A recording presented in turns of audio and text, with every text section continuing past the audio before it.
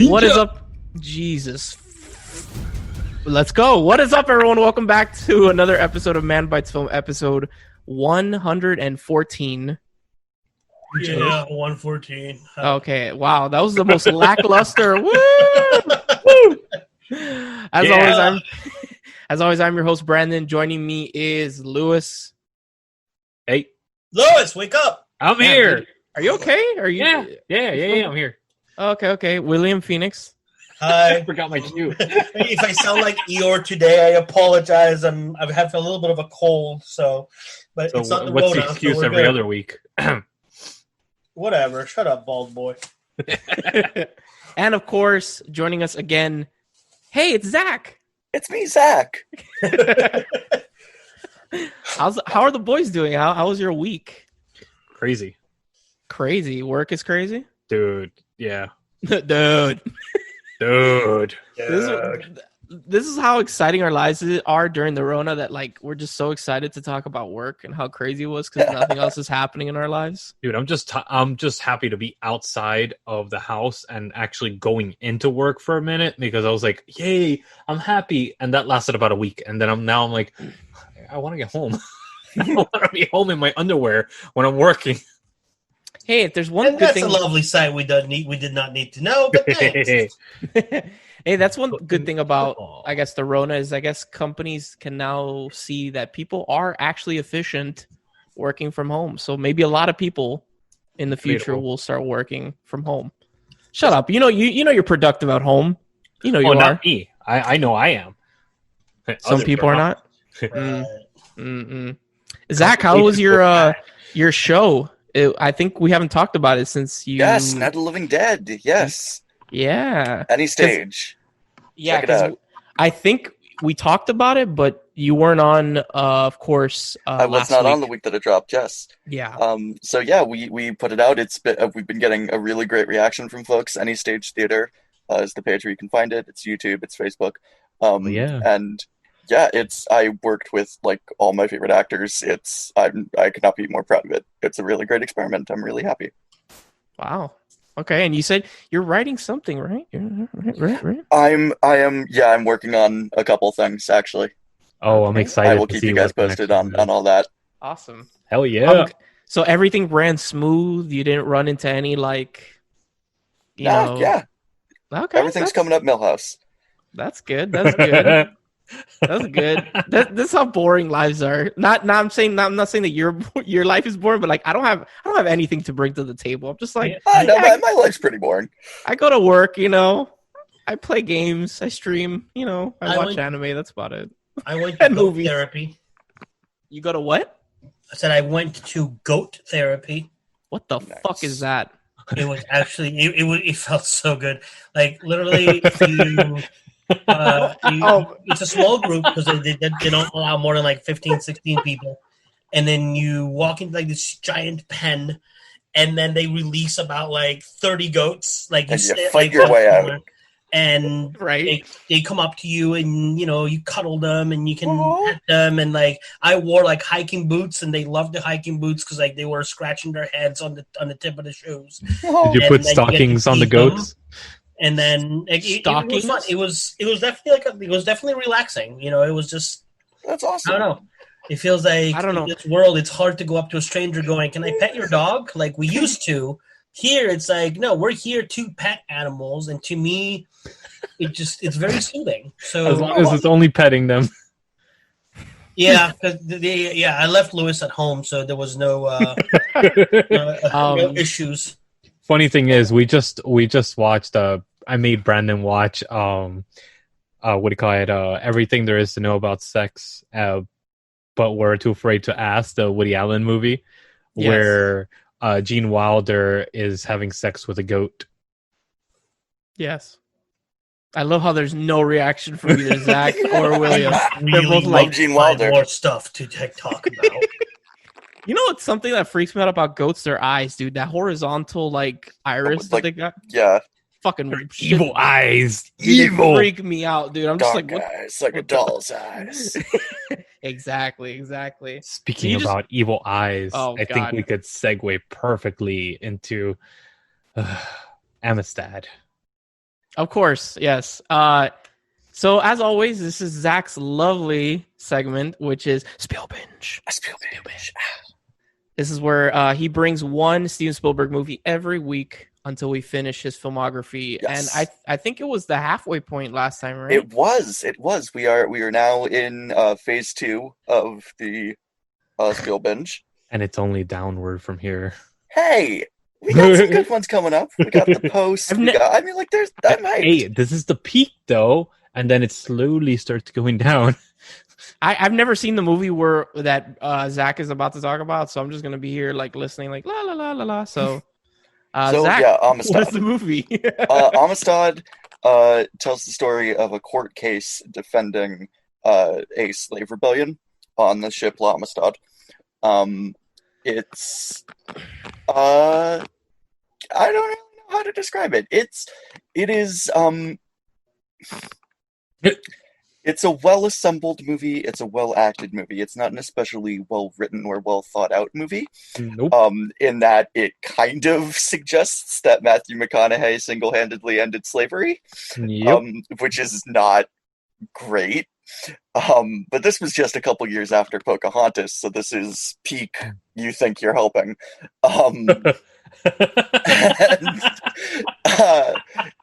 It's a bit it's inaccurate, it's a little problematic, but again, it is a Spielberg movie, so like the opening scene where we do see the slave rebellion on La Amistad is incredible. It's breathtaking, it's so intense.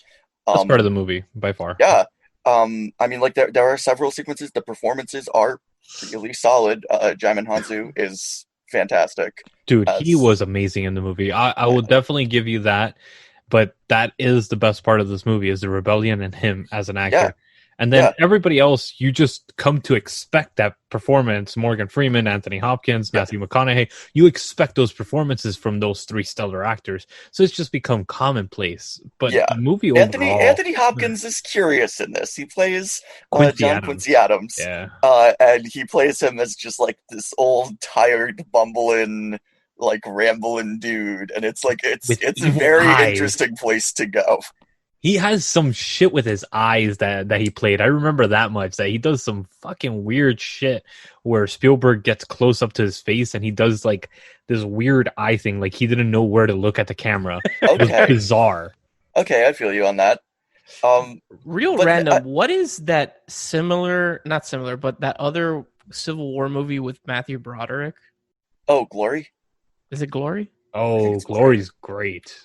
It's glorious. I don't know why I had because when you were talking about the movie, Zach, I misunderstood you when you said Anthony Hopkins, you Matthew Broderick. I don't know how. I guess I wasn't like particularly like paying attention at that moment, and I was like, "This is Glory or that movie?" And then I started reading. I'm like, "Oh no, that's definitely not this movie." This but I mean, different movie.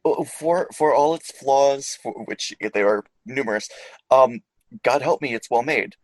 It is engaging. Spielberg does know what he's doing around the set. I love the cinematography. Yeah, the cinematography is beautiful, especially on the boats and everything. Yeah, dude. There's so many just really interesting choices that are made with where to put the camera and what to focus on. Yeah. It's 2.5 hours, but it is not like a drag. No. Some parts are. I mean, yeah, it's the court processional part was like, holy shit! And you look at your watch and you're like, come on, get this over with. That's where McConaughey defends them and ends slavery, and it's tone deaf. It is a tone deaf movie, but again, despite all of its flaws, it is watchable, and it has that fantastic anchoring lead performance. A beautiful score by John Williams. It's just, again, it is from the era of filmmaking of you think you're helping. Also, I think Spielberg has this era of filmmaking that is very dry, very dull, And it's when he tackles historical pictures, with the exception of Saving Private Ryan, which is mostly fictionalized. It's like you get into Amistad, you get into Color Purple, you get into I think it's like 4 other movies of his that are historical. Lincoln, holy shit, that is a snooze fest. Oh, I loved Lincoln, man. These movies were really fried. Tony Kushner, Wait, you kidding hold me? on.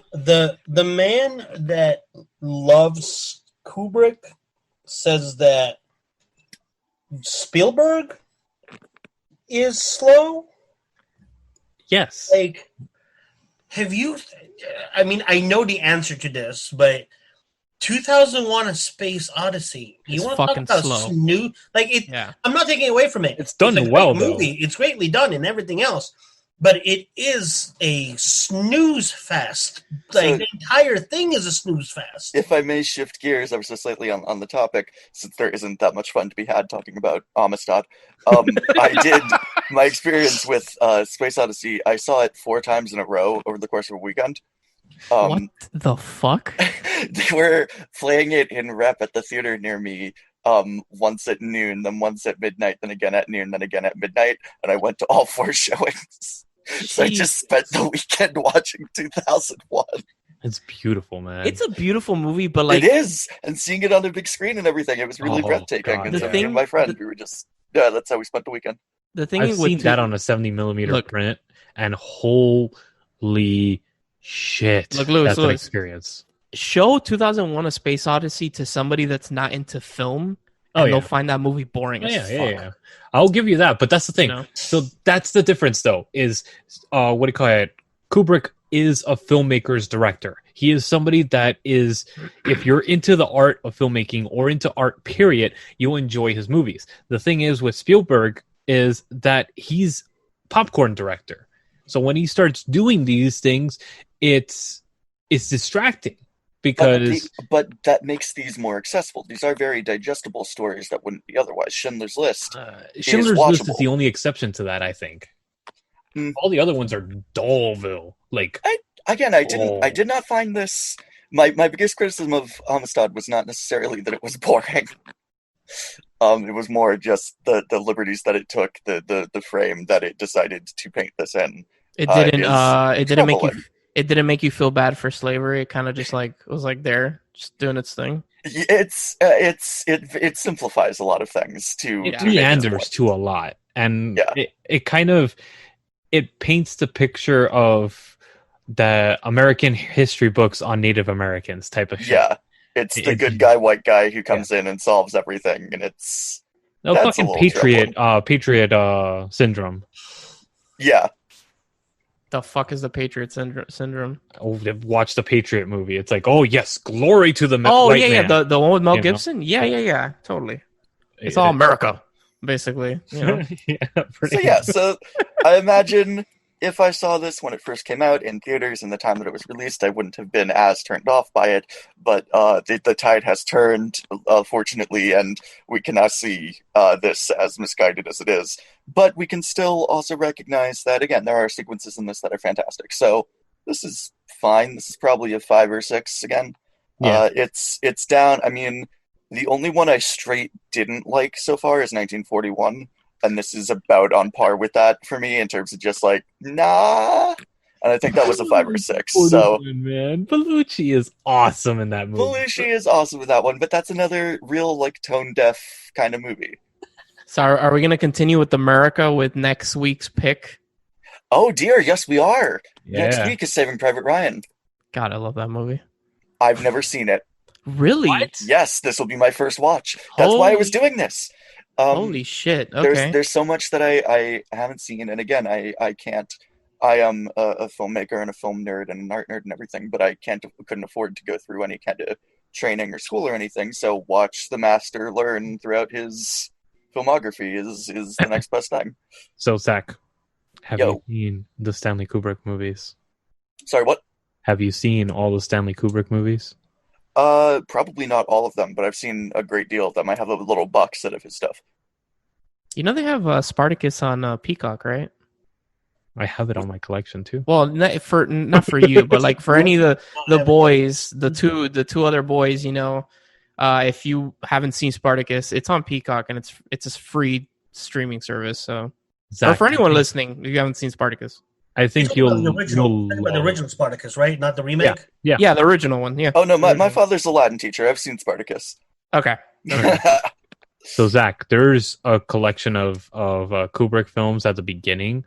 Paths of Glory for one. Holy shit!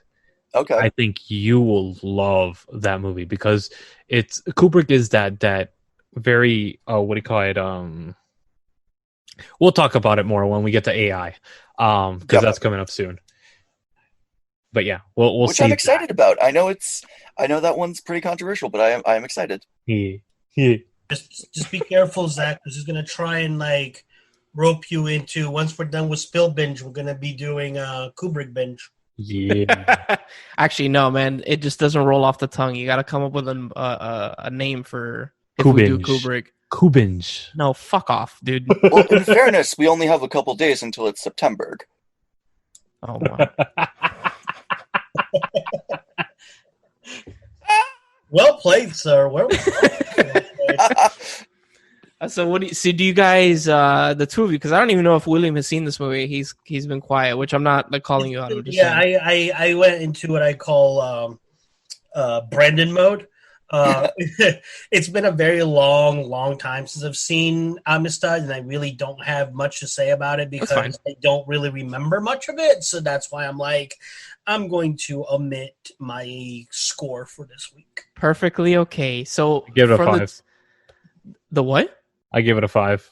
You give it a 5. Dear God, Zach, what do you give it? Yeah. Also, again, I said 5 or 6. 5 or 6. Yeesh. Is this streaming on anything? Yes, it's on Amazon. Ah, there you go. Okay. Oh, it's also on Hulu too. Yeah, but I think you have to pay more for it. Hulu. Whatever. So next week we're gonna be coming back with more America. Yes, another laugh riot, Saving Private Ryan. This is a very upbeat segment for these couple days here. I'm actually excited to see what you. I'm super hyped. What you have to say about Saving Private Ryan, because I like that movie. I don't know if Lewis likes that movie. I think we've talked about it. He doesn't. He does. I think he didn't like Saving Private Ryan. Right? It's a very uneven movie, but we'll get into that next. No spoilers. Yeah. All right, guys. So stay tuned after this quick break when we come at you live with our main review, The Sound of Music. Check out Night of the Living Dead on any stage theater and wear a damn mask. Thank you. Bye, everybody. Bye, Zach.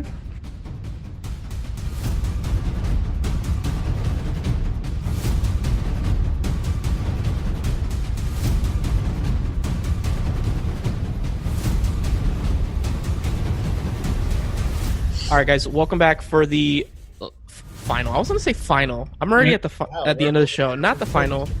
Sections. The main review of our show, my pick this week, we're going musicals, The Sound of Music, which is streaming on Disney Plus.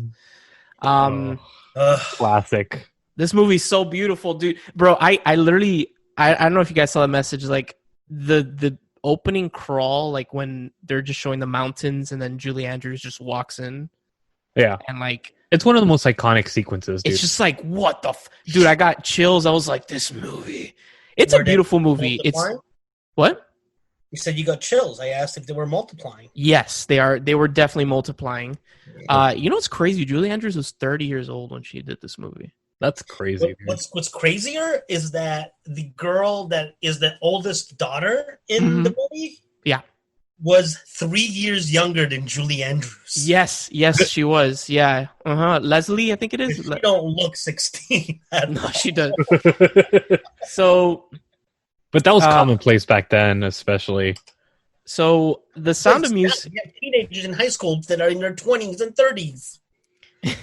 So we got the Sound of Music is basically about Maria von Trapp, or not Trapp. Sorry. Whoops. Spoilers. Maria, who is played by Julie Andrews, who's going to become a nun. This is basically sent to overlook 7 children Jesus, a lot of kids. It's It's like, yo, when do you know when to stop? It's like, dude, come on. After 3, you're like, all right, that's enough. I'm done. Yeah, So it's like a freaking baseball team already. So she gets sent to this house, and the dad, who is played by Christopher Plummer, who I did not know. It took me a second to realize he's the dad in Knives Out. Yeah. Mm-hmm. Dude, I was like, what? Holy shit, this man's still alive. It was Christopher Plummer until. By the way, how old? Over. How old do you guys think he was in that movie? He was late 30s. 36. Oh, okay. I thought you meant the. I thought you meant the last movie. Dude, is it just me or like, what happened in your guys' generation of mine that like, he looks so much older than 36? Like, he looks like a man. Well, they're fucking weathered. That's the thing. You know, like, but whatever. So she gets sent to his house, and he is it's the 8 kids, dude. The 8 kids. That shit will wear you out real quick. He's like an ex-captain of a ship from the Navy, and he runs the house like basically like one of his ships. And with the whistle and everything, it's like with a whistle and everything, and it goes from there. And basically she starts incorporating song into their daily lives, which their dad does not. They don't even know how to sing at the beginning. Yeah. But honestly, man, the movie's very long, very fucking long. What is it with musicals and being long? So what was that? It's well worth it. Like all musical movies are going to last about 2.5 hours. That's true. It is well worth it, and I do agree that like they're all long. Like specifically, like my pick for individual reviews is also a long musical. Mine isn't. Oh, that's fine. But honestly, dude, I hadn't seen this movie in probably like 10 plus years. I first watched this in elementary. I think in my music class in elementary school, they showed it to us. Of course they did. Yeah. By the way, Christopher Plummer is actually 91 years old. I'm sorry, 90 years old currently. He's a year younger than my grandfather. Dude, that means he in Knives Out, he was 89 years old. Can you fucking believe that? Yeah. The man's still making movies. That's insane. So, honestly, like, this movie it feels, I wanted to talk about it. It kind of feels like two different movies. It does. The intermission, when the intermission hits, and they start, fuck you, I'm going to go into spoilers. This movie's very old, and if you haven't seen The Sound of Music by now, dear God. Like, I think we're past the whole spoiler thing. Honestly. When they start diving more into like the Nazi regime taking over Austria, the movie completely changes. It does. Like completely changes. It's a very uneven movie, and I think this is one of those movies that benefits from an intermission because it kind of splits the movie into two, where you could actually see, okay, yes, this is a well-placed intermission where you could see this is a completely different pacing in a movie and all that. Yeah. They do it in like, it's very much like a Full Metal Jacket, the sequence in boot camp and then Vietnam. It's very different. Yeah, this is the same exact thing. It's very different. Like the movie, the beginning of the movie up until the intermission is like very happy. It's like, you know, Maria getting to know the kids, like teaching them how to sing, and then basically changing their father, falling in love with him, blah, blah, blah. And then the intermission hits, it comes back, and you're like, what the fuck just, not in a bad way, but like, what the fuck just happened? I just honestly, I love the way, I think what holds this movie together is Julie Andrews, and coming out of what do you call it, Mary Poppins and all that stuff. She has this like this homey feel, like she feels like your mom in the movie. It's like, it's that kind of like, wow, holy shit, and it shows how good of an actress she is. And honestly, I don't care much about the story. I just like listening to the music, watching what happens on the screen, and the story is just a secondary thing. It's just a day in the life type of thing. That's what it feels like. And also, we got some bangers. Yeah, dude. Music wise, like musical number wise, whoo! My God, William, what were you gonna say? You were like, oh.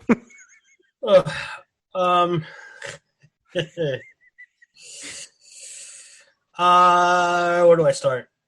Because Lay it out. Oh, damn. Are you going to rip this movie apart?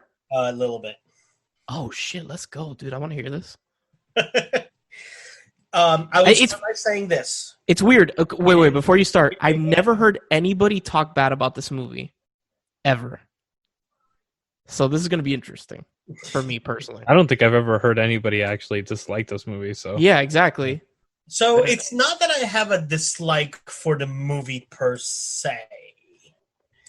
So I will start by saying the movie is a classic. It is a movie that I would definitely recommend anybody that is into either Disney, Julie Andrews, or musicals watch at least once in their lifetime. And because it is a classic, because it is to this day, a pop culture phenomenon that people are still quoting, that the songs are very well known. I think other than like 2, maybe 3 songs, I knew all of them. Yeah.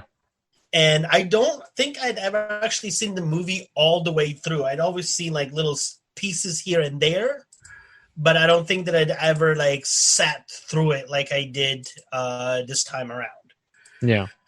Which is probably why I'm going, and I wouldn't say like I'm ripping it apart, but it's definitely a WTF. One thing that I noticed, especially since I started dating Samara, who, if those that are just tuning in, my girlfriend is to what I am, a Potter nerd, and Lewis is a Lord of the Rings and Star Wars for Brandon. Musical theater is life when it comes to my girlfriend. Like, she absolutely loves it. She's opened many doors for me and showed me different musicals, and I'm no longer one of the basic bitches that's like, Phantom is the best musical ever. As I hear her groan from 3 rooms over.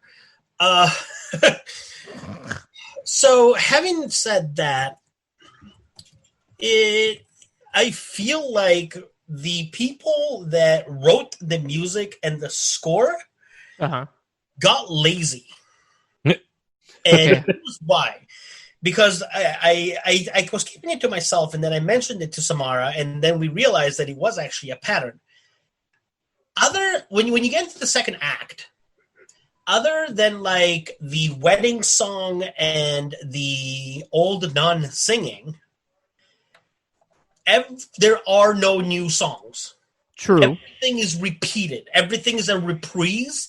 It was like, all right, we've written enough, so we're going to try and figure out how we can take songs from Act 1 and put snippets of them in Act 2 to keep the musical going, even if they don't really fit in.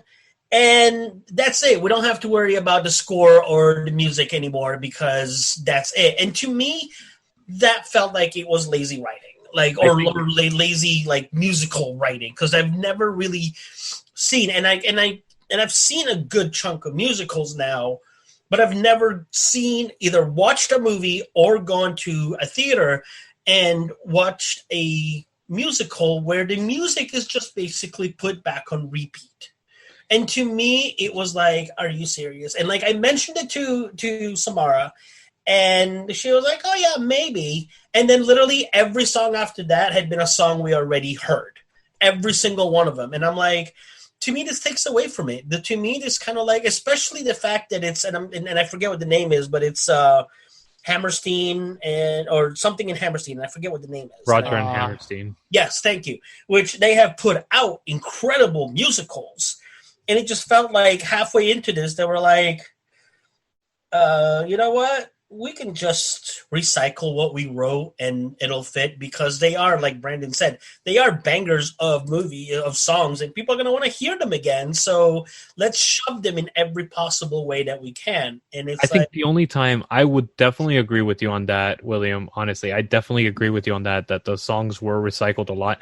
The only time that I would actually say, okay, this was well worth it was Edelweiss. Yeah,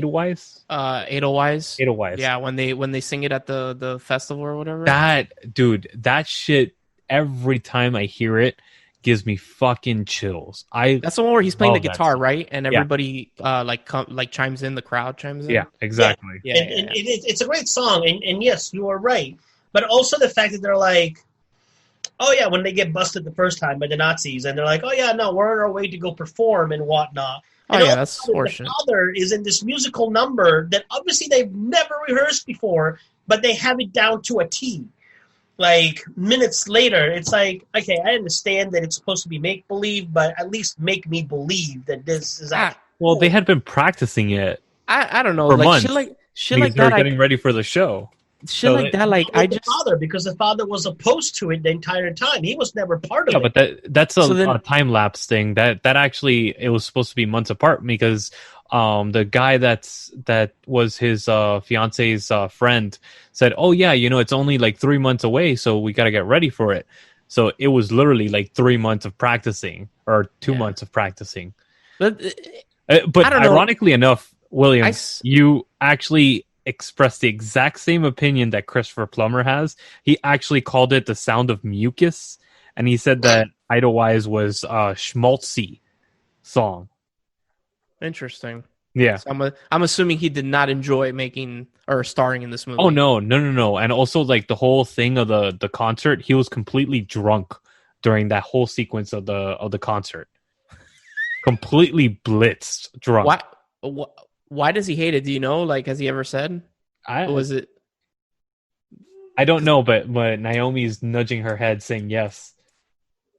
The thing with like going back to what William said about the whole like him being in the musical number. Also, that bullshit that the Nazis would even let them go is horseshit. It is. Also, It's a schmaltzy movie. How do they fucking walk over a fucking mountain? Like they don't even know where they're going, bro. One of the kids could break their legs. Like, I mean, they were in Austria, so they were headed towards Switzerland. As long as they're headed look at the mountains. west, then they need to just go. Yeah, but like follow the moon because the moon sets in the west. But also like think about it. How hard is it to traverse a mountain? Not only 2 adults, but there's 7 children. One of them is 6 years old. Yes, but I mean, do you know how many Jewish people and also people who were persecuted did that throughout? Oh yeah, I wouldn't doubt it. So that you got nothing else. You got nothing else. You got no that actually choice. makes sense to me because it's like that's something that they would do because so many other people were doing it. Yeah. True. Okay, I didn't think of it that way. But yeah, it's I don't know. I can be like whatever. He knew their number or didn't. It's a fucking movie at the end of the day. It's not supposed to be like, But see, like I said, like to me, the biggest gripe was just the simple fact that they, the music just ends. They were like, we'll put 2 new numbers in the second act and then just recycle as much as we can of the first act, and that was it. Yeah. Because I even told Samara, I'm like, this is going to be interesting because I think that I'm out of songs that I know from this movie, and there's a whole second act, so I'll probably be learning a whole bunch of new songs. But man, was I wrong? Like I was looking at the song. So by the way, we got some information about the Christopher Plummer. Okay. And he likened working with Julie Andrews to being hit over the head with a big Valentine's Day card every day. Nonetheless, he and Andrews actually stayed friends and all that stuff afterwards. But I could totally see Andrews being one of those people that's like overly happy all the fucking time. Exactly. And Plummer actually drank and ate so heavily. You could call it that too. His costume eventually had to be refitted for his extra weight because it was that much. It was that substantial. He jumped a couple freaking pant sizes and shirt sizes. But man, like song wise, we got Prelude or The Sound of Music, the opening sequence. My Favorite Things. The hills are alive. 16 going on 17. Do Re Mi. Edelweiss. Dude, Edelweiss by far bangers. The best one. Honestly, I fucking love that song. Oh, so good. Honestly, I hadn't seen this movie in a while. It is very long. It's 5 minutes shy of 3 hours. I think one of the best parts of this movie, honestly, is that Edelweiss sequence because for some reason I connect with it in a way that it's that connection that I remember my dad telling me stories about Cuba and how the national anthem connected with him, and still to this day, the national anthem of Cuba, a country that I was never born in, but my parents grew up in, and they talk so much about it. It makes me cry listening to that fucking song. And this is the same type of connection. I could see that emotional connection that the audience has when they're playing that song in the concert, and I'm like, fuck. Like you see that this movie, and like you see like when Germany invades Austria is the beginning of World War II. Yep. So it's kind of like the calm before the storm. You just see things kind of escalating. Like throughout the movie, you see the dad is like, fuck this shit. Like I do not, associate with these people. I do not believe anything that they believe in. Yeah. And it's sad to see that sequence at the end with in the show, because at that point, that's it. Yeah. They've lost, like, Austria is not Austria anymore. Yeah. And then I think it's fascinating seeing the boyfriend change over to that. Exactly. Yeah. And it's like, holy shit, like people that were not, bad people were converted to this really horrible, atrocious group of people. And you're like, holy shit. You see him, what is it, 3 times in the movie, right? Yeah. You see him in the first time when he sings, he does the 16 going on 17. Yeah. Then you see the first time where he delivers the telegram, and that's when he says Heil Hitler. Yeah. For the first time. And then the third time is when they see them when he finds them in the cemetery before they leave. I think honestly my favorite part, it's 16 going on 17 is one of those songs that every time it plays, it puts a smile on your face. It's such a happy song, and you're like, holy shit, It's the power of this movie that a lot of these songs have, that they impact you so drastically. And I think that's really the best part of this movie, is the songs that came out of it. Because the movie itself is really kind of whatever.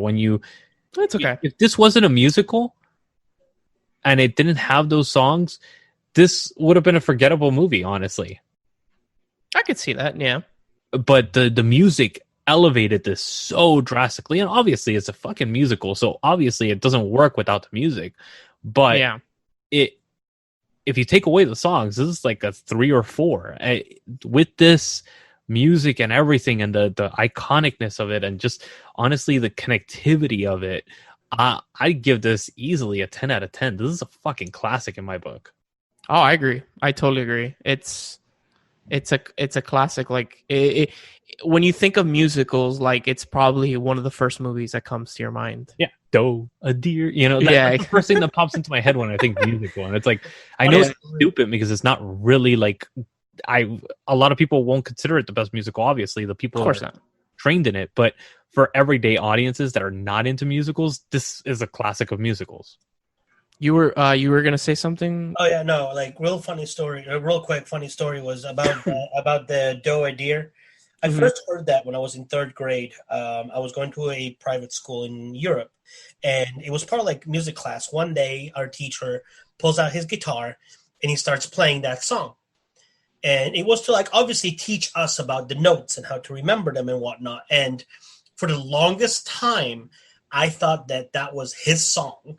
Oh my God. Come up with to teach kids how to learn about musical notes and whatnot, which I thought was the cutest thing. And then obviously as I grew older, I realized it was part of a musical. I was like, well, there goes that childhood memory down the fucking drain. That's really funny. But I mean, like, other than maybe 2 songs, like the music is very, it's a music that has what do we say? They withstood the test of time. Yeah. You were saying like the 16 going into 17, that was like the theme song for December 2016, that if you knew, you knew, and people were like, I don't get it. It's like, because we're going into 2017. That's why this is 16 going. Oh, shit. And, oh, dear fucking God. Are you serious right now? I didn't connect that. I was like, what the fuck are they talking about? So, William, what do you give? What do you give The Sound of Music? What do I give The Sound of Music?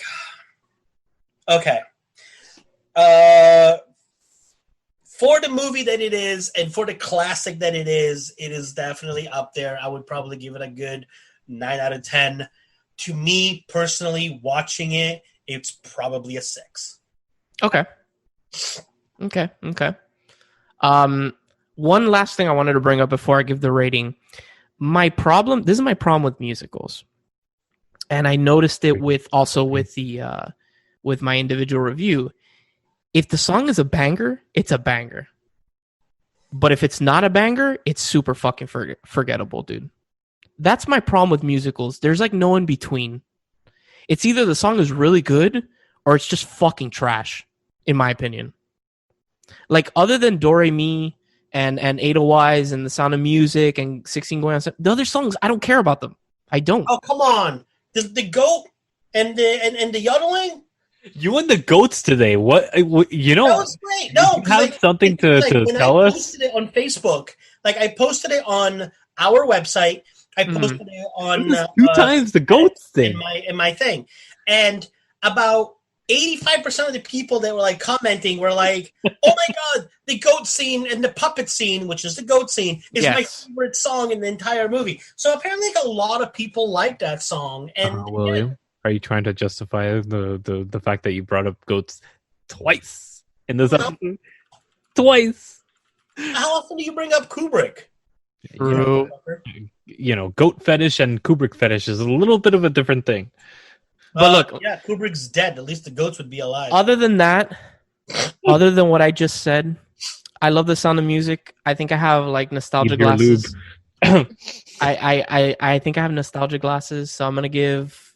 You know, I just had a big smile on my face the entire movie. I had a really good time. It's a long movie, but it didn't feel long to me. So I'm gonna give it the coveted 10. I love it. It makes me feel good inside. But I am excited to also talk about my individual review, which you guys will hear after this. But stay tuned after this quick break when we come at you, not live, never live, with the final segment of our show, the individual reviews. Yes! I'm so excited. Oh, yeah. As the songs of awakening rang through, the world was created. The silence was broken. Middle-earth, with its rolling hills, broken mountains, flowing rivers, and beautiful forest, was created. Cellar Door is a journey into the mythology, the mystery, and the beauty of Middle-earth. Sit back. Close your eyes. And imagine.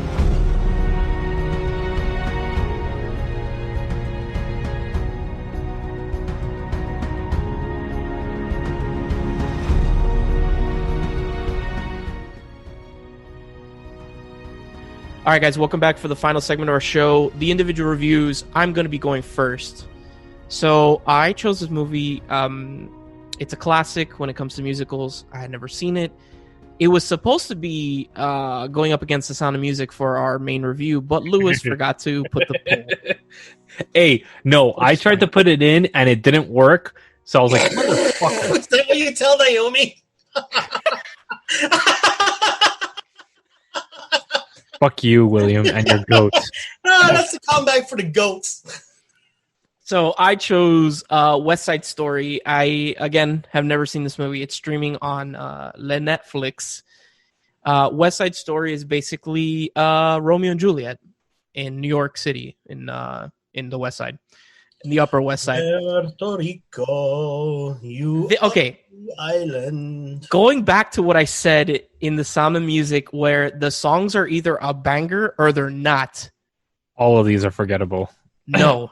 There are 2 songs in this movie that I think are straight, like, hot bangers. And that's my favorite song in the entire movie is America. America. When they're on top of the on the roof of the building and Anita starts singing about America and Puerto Rico and all this shit. That entire sequence is beautiful. And also the dance sequence. And I think the West Side Story has something over The Sound of Music is I think the choreography in this movie is fucking godly. It is so good. The dancing in this movie is fucking phenomenal. I don't know if you guys agree. I don't know what you guys think about West Side Story.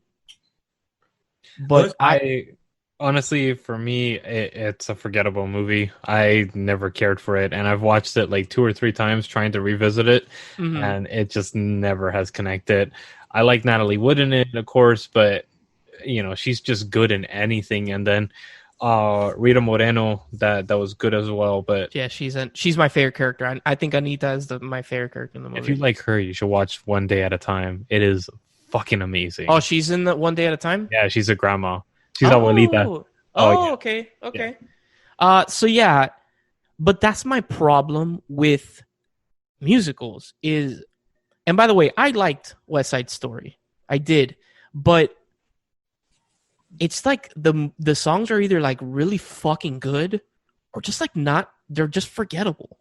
Yeah. Like when I got hit by America and the whole sequence in the dance, I was blown away. I was like, holy shit, like America's really catchy, and I was like, oh, this is cool. And like, I don't know, it resonated to me. I'm not Puerto Rican. Yeah, you definitely caught something in America. Sorry, I had to. I'm not Puerto Rican, but Cubans, of course, come from another island in the Caribbean. So she says shit that I'm like, oh yeah, that kind of sounds like something that a Cuban would go through too. So I don't know. My other problem with the movie was the characters are really fucking annoying. All of them. Yep. Except Anita. Every character in that movie is fucking annoying. The whole like bullshit like rivalry between, which I know that's what the movie is about, and then at the end, it's like, oh, this is what hate brings and all this shit. But it just felt like a bunch of whiny people. Honestly, it felt like a whiny. It felt like these fucking dumbass delinquent kids that don't know what they're doing, and they're like, oh, I'm gonna bring a knife to a fight, and it's like, you don't know the consequences of what you're doing. It was annoying. So yeah, that was my biggest gripe with the movie. Also, I feel like some of the songs, not only being forgettable, okay, when it comes to these movies, do the actors actually sing, or do they bring somebody else in to sing? And then they like dub it. I think West Side Story was half and half on that one, if I'm not mistaken. William, can you chime in on that one? Or Samara? Hey, boo. West Side Story, the movie, did they sing live or was it recorded post-production? I'm digging. So as you hear in the past episodes, we have Branden looking up stuff. You hear the click-clacking thing. Whenever I ask anything musical, you're going to hear me going, I'm going to the bullpen and pulling out my closer. So musicals, West Side Story movie, when they filmed, were they singing? Original? Yeah, did they sing live, or not the Spielberg? Was the songs put in post-production? Do you know? I would assume that it was done. Because if I remember right, it's about 50-50. But is it? I'm not 100% on that. The thing is, I honestly don't know. I would assume, like most films, that it probably was done in post-production. Yeah, I would assume and again, that. because of how old it is, maybe that wasn't the norm at that time. Are you a fan of West Side Story? I enjoy it. Okay. Yeah, so we're actually just Naomi pulled up an article saying that most of it was actually dubbed afterwards in post. Okay. So it was post-production. Yeah. Branden, I have a question for you guys. If you have one or two musicals, would Hitchhiker's Guide be considered a musical? Does the music and songs in the movie progress the storyline, or is it just So Long and Thanks for All the Fish? Yes. I've never seen it, so I can't comment. Okay, damn. Okay, going back to what I was saying. You won't be able to answer it either, Mom. Not only are some of the songs through different generations now. not only are some of the songs forgettable in this movie, but I feel like some of the songs are just sung poorly. It just feels amateurish. This movie feels very amateurish. Like they grabbed the camera and they said, "We've never directed anything in our life before, but let's put together a musical and go." I wouldn't say that. I wouldn't go so much better. I wouldn't go that far, but I know. I just said that to get that look from Samara as she exited the room. Well, what'd you say? I said when I said Phantom was so much better. I don't mean it. It's just to get a rouse out of. Oh shit! I like Phantom of the Opera better than that. Look again. I liked West Side Story, and when the songs hit, they hit. I really, really liked the two songs I've mentioned. It's just the other ones are just. What was the other song other than America? The one that when they do the whole dancing sequence in the dance. Dancing on the Roofs. No. It's not that one. It's. No. It's You talking about tonight? Tonight? It's the one where they go to the dance and Maria and fucking and Tony meet each other for the first time. Oh, it's Maria. Is it Maria? But not that specific song. What is it with all the musicals naming their characters Maria? Okay, let me rephrase that because I'm blanking if they sing a song, but the sequence where the whatever teacher guy, he's like, let's make a circle and dance, and then they're all like, fuck that, we're gonna dance with our own people, and then they'd start having like what I would call a dance battle. That whole sequence was cool, like choreography wise and stuff. I just don't remember if they sung a song. Maria, it was a fine song. And I Feel Pretty, of course, is a fucking classic. I don't think that they sang. Yeah, it's just like that. Then okay, I rephrase that. Then I will say this. I Feel Pretty is a classic, of course. Which I don't even know. I guess is I Feel Pretty like an original for this, or is that like a song that they just? Branden, are you a High School Musical fan? High School? No. Why? Wait, where is this coming from, dude? Fuck off. Whatever. But yeah, I guess. Song wise, the only song that like legitimately stuck with me was America. It was a fun song. I liked the choreography. I liked the whole sequence on the rooftop. Overall, West Side Story was fine. I didn't know this. I was talking to a friend of mine that she's like super into this stuff. Like male fine or female fine? What? You know, when a woman says it's fine, you know. No, because not fine. No, because she's into musicals. I didn't notice that like literally most of the people in the movie are like brown face, except Anita. She's actually Puerto Rican. Yeah. Everyone else is American. I didn't know that. And now, like the remake that they're doing, is actually more accurate, and it uses people of color, or it has not uses. Sorry. I would like to see the remake. After seeing this one, I wouldn't mind seeing the remake. And it's Spielberg headlining it, so you can imagine how uppity it's going to be. So yeah, honestly, I'd give West Side Story like an 8. I enjoyed it. For what it is, if you like Romeo and Juliet, if you're into musicals, I think this movie, the choreography outshines the music. Yes, I will agree with you on that one. To me, the choreography definitely is at a higher level. Fuck yeah. Yes, The Sound of Music had choreography, but it doesn't feel like anything in comparison to West Side Story. The choreography in this movie is like insane. They do shit that I was like, whoa, that's actually pretty cool for a movie that's like from 1961, which is older. It's 4 years older than The Sound of Music. It's like, whoa, that's pretty contemporary. And like one thing I forgot to mention about Sound of Music that is funny, you brought it up talking about choreography. When they are doing the Do a Deer number on stage, like with the father, if you go back and you watch the youngest girl, not only is she like, you can see her watching her brothers and sisters and mimicking, because I guess she maybe didn't memorize what she had to do, but she's not even singing. But you can hear her voice singing, which I thought was like, funny as hell. I wouldn't doubt it that she wasn't singing. I wouldn't doubt it that no one was singing in that fucking movie. Oh yeah. Oh no, but I'm saying like her lips are not even moving. Oh yeah. And that's like that kind of like not even singing. Yeah. So what do you give this overall? I gave it an 8. An 8? Oh, cool. I'll give this one probably a 6. I'm looking actually at the 2020, the remake. Rita Moreno's coming back. No shit. Yeah, I guess she's playing Valentina. I guess maybe like one of the moms or the grandmas or some shit.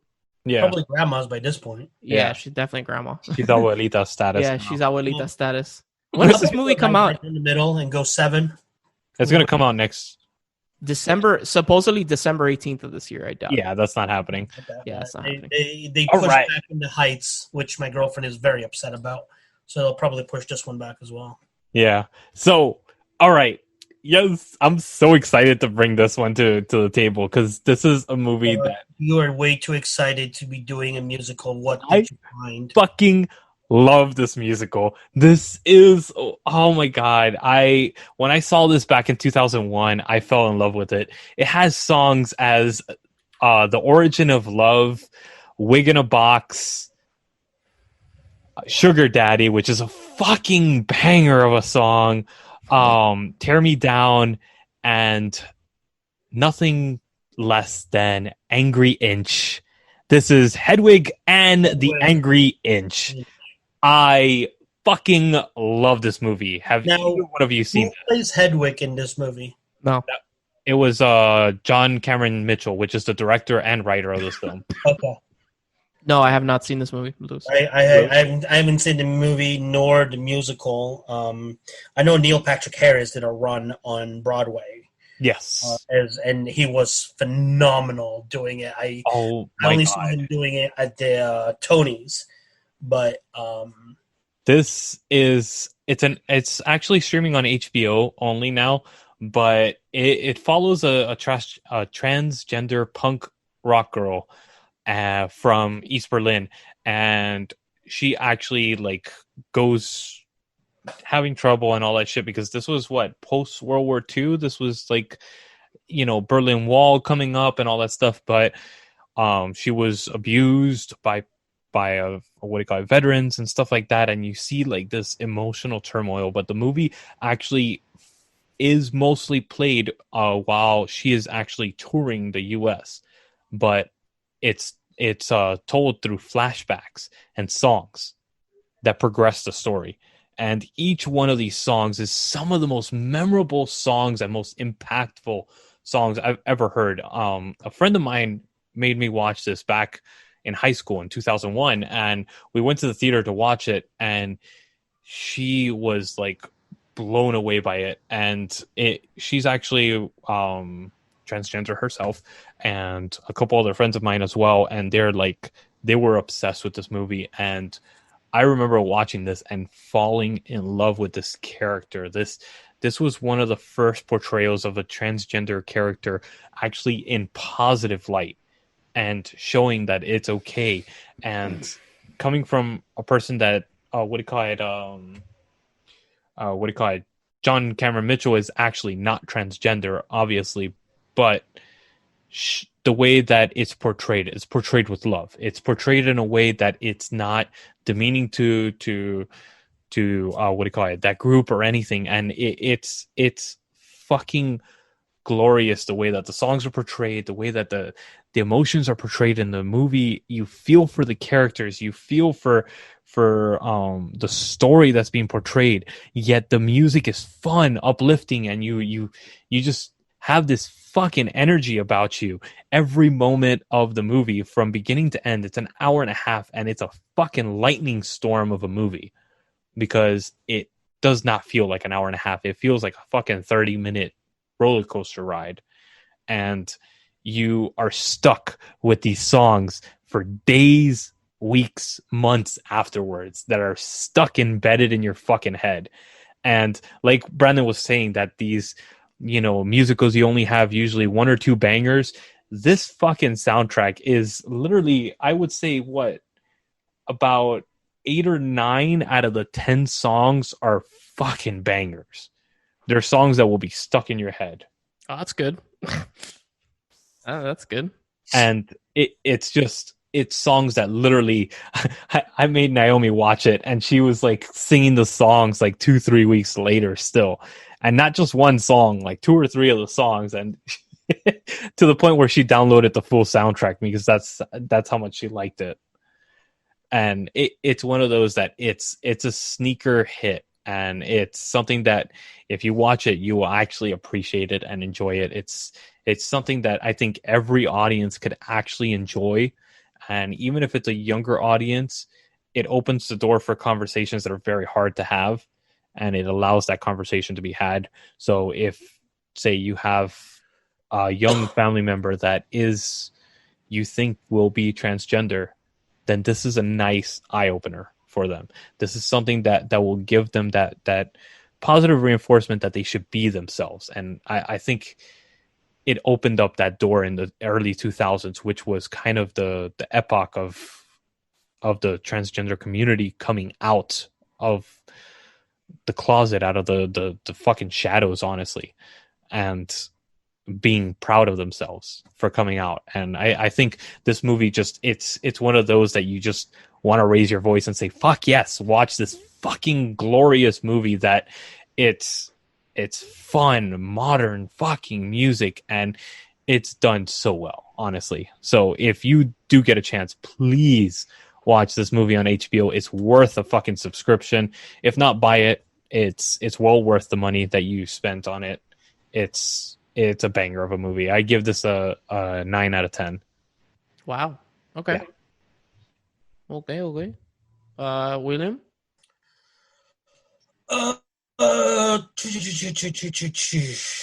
went with. Oh yeah, I'm sorry. Before you start, and there's a glorious thing that he says. Instead of gummy bears, he calls them gummy bears, and that will forever be the way that you say gummy bears after watching this movie. Sorry, Gummy bears. Gummy bears. Go ahead, William. I'm sorry. Okay, go ahead. No, I was smiling, and it's cute. I went with one which I had heard about, I had never seen. I loved the group growing up. Walk Like a Man I first heard Walk Like a Man in Hearts and Souls with Robert Downey Jr. And then a lot of songs which I did not realize were from this group. I believe it's on Netflix that I caught it, and I'm going to be doing Jersey Boys this week, which, for those that don't know, it is a loosely, because it's not like verbatim, but loosely based on the professional life of Frankie Valli and the Four Seasons. And, their rise to fame, their breaking apart, and at the end coming back. The songs are recorded. They are recorded as they appear in the musical, not as they are recorded as we know them and hear them on the radio. So there is a little bit of difference with it, but it's still very enjoyable. It does drag a little bit at some points, but the music, I mean, if you know the music, you will absolutely love it. And they cover like all the big hits. Christopher Walken is in this movie too, which I was not. That's what I was just seeing, and it's directed by Clint Eastwood. That's nuts. Yeah, it's definitely not a musical movie directed by Clint Eastwood. Yeah, would be in it because like Frankie Valli is John Lloyd Young. Then there's Eric Bergen, Vincent Piazza, and Michael Lomenda, which they're not like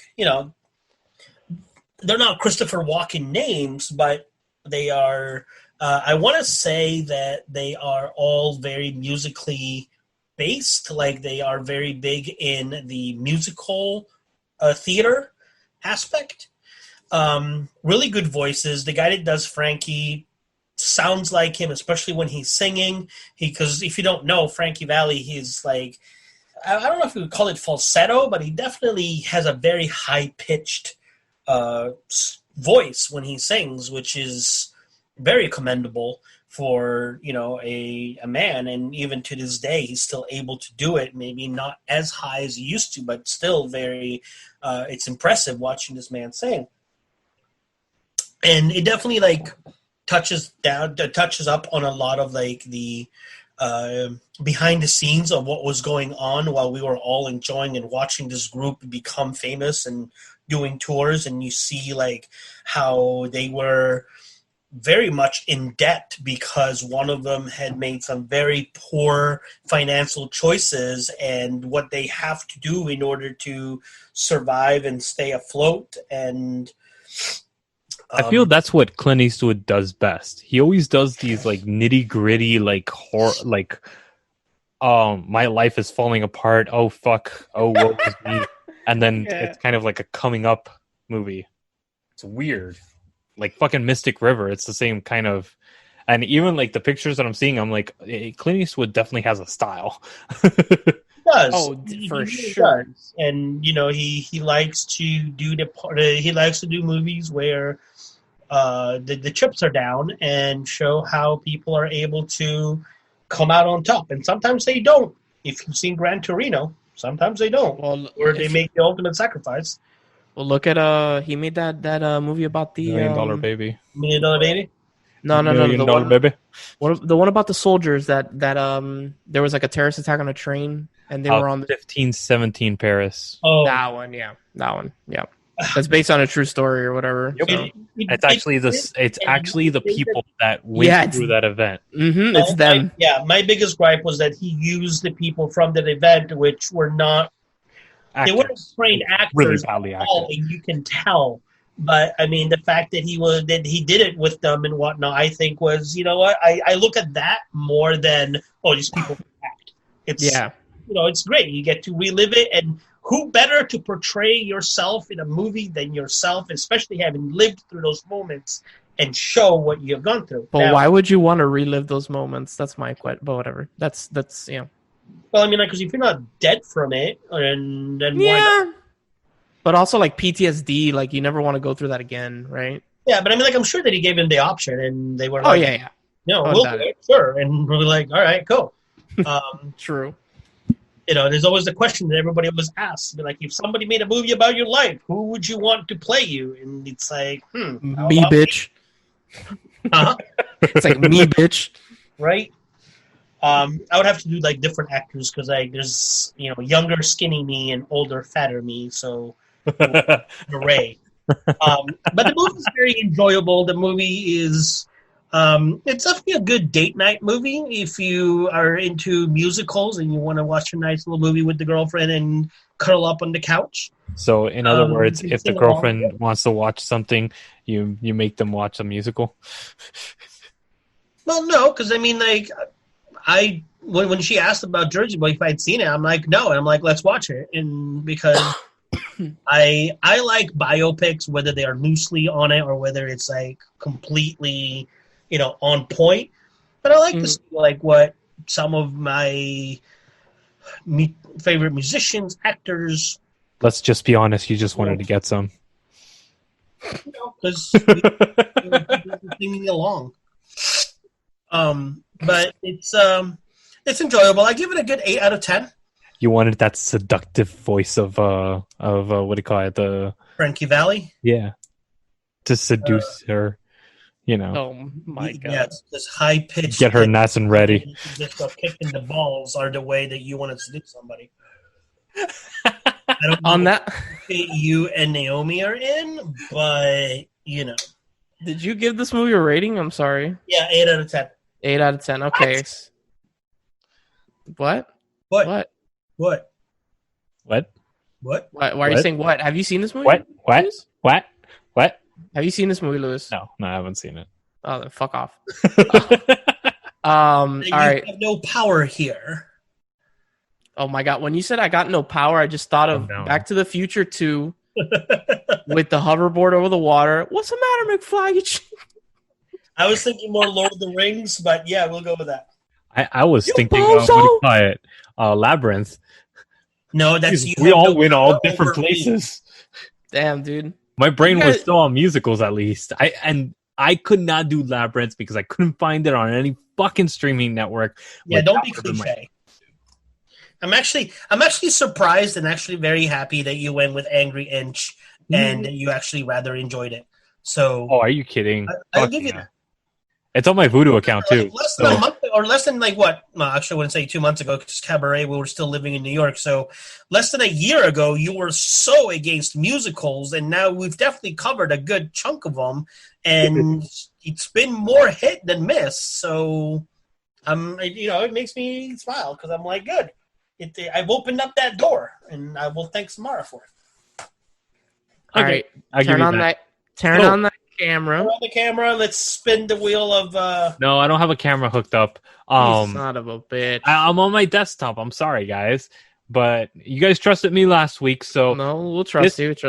This time we are changing up a couple of the categories. We're going to be doing action, girlfriend's pick, drama, comedy, science fiction, fish out of water, chick flick, dick flick, Disney, and American Pride. By the way, dick flick is we're just gonna bring our favorite porn from Pornhub. Yep, we're not endorsed. next streaming network may be Man Bites Media After Dark.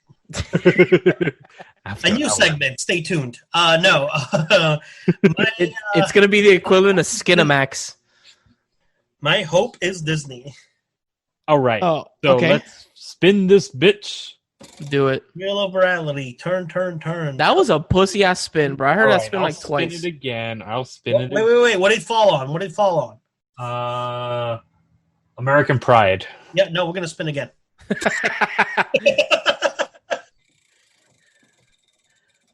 I'm gonna laugh if it lands on American Pride again. No, land on Disney. Fish out of water, bitches. Fish out of water. So for those that don't know what fish out of water is, apparently these two nincompoops don't know. It is basically like a person that comes into a city, like my cousin Vinny is a perfect example. Fish out of water. Coming to America, fish out of water. Those kind of stories where a person that is not normally put in that situation is put into a situation that's very uncomfortable. Documentary for fish out of water. You just fucking you make our lives so fucking hard, bro. You could do such an easy documentary. It's called Idiocracy. You could, you could put thriller. You could put anything, and you put fish out of water. Like, what in God's fucking name, dude? Oh my God! It's a good category. Yeah, I guess. I understand dick pic. I understand chick flick, but fish out of water. Dick pic. Name dick 3 movies that are fish out of water right now. Crocodile Dundee, Coming to America, Idiocracy, Legally Blonde, Encino Man, Kindergarten Cop, Thor. True. My Cousin Vinny, Mr. Thor. That's true. Yeah. Beverly Hills Ninja, Kung Fu Yoga. Kung Fu. I like how you said that. Mama Moon. Cedar Rapids. I guess you can also do Dinner for Schmucks. Could be Fish Out of Water. Black Knight, Just Visiting, Coneheads, Miss Congeniality, Austin Powers, Billy Madden. I'm going to go to you for my pick next week. Oh, he just Googled it. Yeah, I did.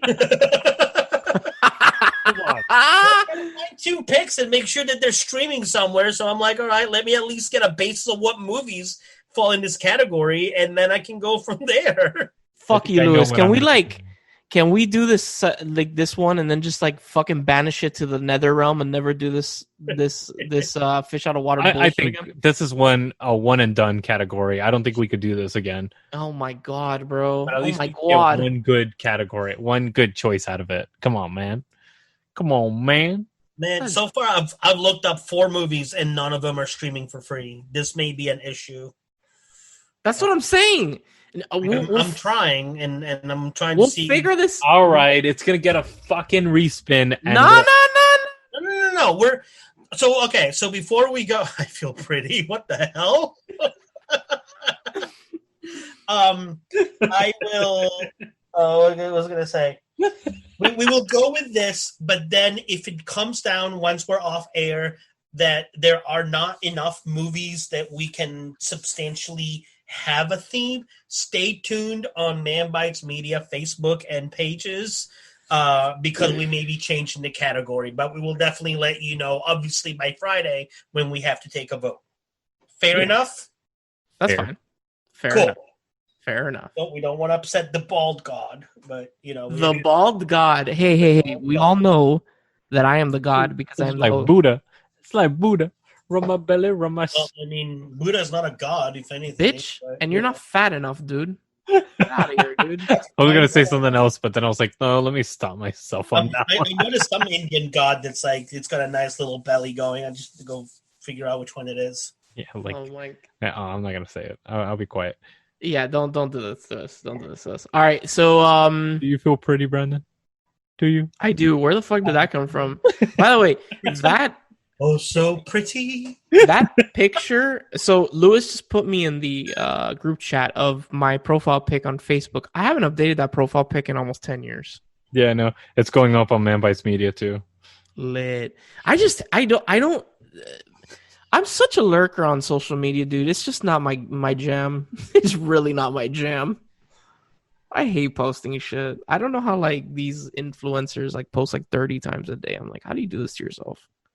How? I really don't. But whatever. Maybe one day. Maybe one day I'll feel, I'm feeling lucky. I'll feel pretty.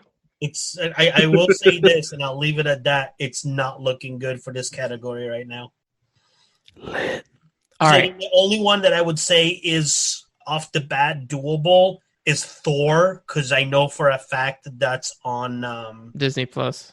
Disney Plus. Oh, actually, Thor and Mr. Deeds, the Adam Sandler version, which is on Netflix, I want to say. I think Billy Madison will be also a fitting one too. I don't know if Billy Madison, though, is like an add-on to like HBO or Stars. Gotcha. So I'm going to look up at that. But for a fact... Billy Madison is on Hulu. Yeah, but is it add-on Hulu? Because you have to remember now, Hulu does add-ons as well. It's according to Google, it says Hulu Premium subscription. Yep, premium means that you have to buy an add-on.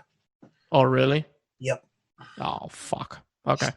So, unfortunately, that is... Whatever. You guys want to plug anything so I can wrap this shit up and we can go home? Go ahead. Not really. No, not really. Okay. Just check out Movie Mainline and... Well, I'm sorry. What the fuck was it called? God damn it. No, I can't remember the name. Oh my god, is Little Nicky available anywhere? I'll Google it. Let's see. Ooh, Pecker. What? Oh. The movie Pecker. Lil Nicky's on HBO Max. HBO Max and Cinemax. Skinamax. All right, did you plug what you needed to plug? Yeah, sure. You plugged your other podcast? Yes. Okay, good. Go watch me stream. I started streaming again after taking almost 5 weeks off. I started streaming again. By the way, you fucks, you need to subscribe to me manually once a month. It won't like renew your subscription. Oh, that's gay. Damn, don't say that. Wait, I'm finishing up. What's up? Give me a second. So, the podcast that I was saying earlier, Yes! actually Find Your Film. So Wait a second. Yes, I'm telling you right now. Give me a second. Sorry, this. Is the girlfriend calling? Yeah, no. But let's wrap up the show. You were saying, Lewis? I'm sorry. I'm done. What? All right. So yeah, catch me on Twitch. I started streaming again. Twitch.tv/TotalWiper. And of course, go to our sister site, diverselygeek.org, and our brother from another mother, John, over at YouTube at Narcotic Casserole. Thank you, Lewis. Thank you, Brandon. Thank you, William. Thank you, Brendan. I am Brandon, and we'll see you guys in the next episode of Man Bites Film. Cue the drums. Dun, dun, dun, dun.